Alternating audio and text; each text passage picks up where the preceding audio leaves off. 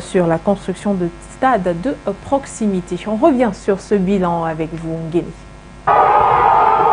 En 6 mois, il a fait ce que d'autres n'ont pas réussi à faire en 4 ans. Dressant le bilan de son premier semestre à la tête de la Fédération camerounaise de football, Samuel Eto'o mesure ainsi en 10 points le chemin parcouru par son exécutif. Nous avons réconcilié la famille du football camerounais. Lors de ma campagne, je m'étais engagé à apaiser les tensions dans la famille du football camerounais. Comme promis, nous l'avons fait, en misant sur ce qui nous unit tout en nous défendant contre les forces qui tendent à nous diviser. La réconciliation dans un contexte difficile, oui, on a presque envie de dire qu'il faut s'appeler Samuel Eto'o pour réussir un tel exploit. Occasion pour ce dernier d'interpeller toutes les personnes tapies dans l'ombre et qui ne cessent de lui mettre les bâtons dans les roues. C'est le lieu de remercier le ministre d'État SGPR, M. Ferdinand Gongo,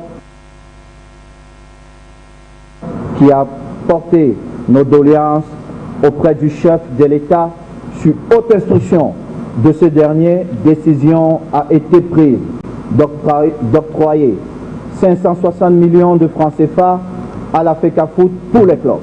Même si jusqu'au moment où je m'adresse à vous, cet argent reste bloqué par quelques forces obscures, tapis dans les méandres de notre haute administration. Ces personnes qui se reconnaîtront ont juré de mettre à mal le projet de relance du football camerounais, mais mal leur en a pris quand ils ont assisté impuissants à l'organisation réussie du championnat, convenablement au délai imparti par la Confédération africaine de football.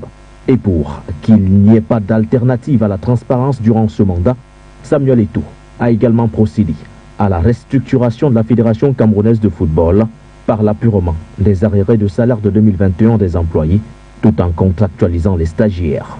L'augmentation des subventions accordées au club, la qualification du Cameroun pour la Coupe du Monde Qatar 2022 ainsi que le retour massif des sponsors constituent en outre des points forts de ce semestre auquel il faut ajouter un projet futuriste, celui de construction d'un stade de proximité dans la région du Nord-Ouest.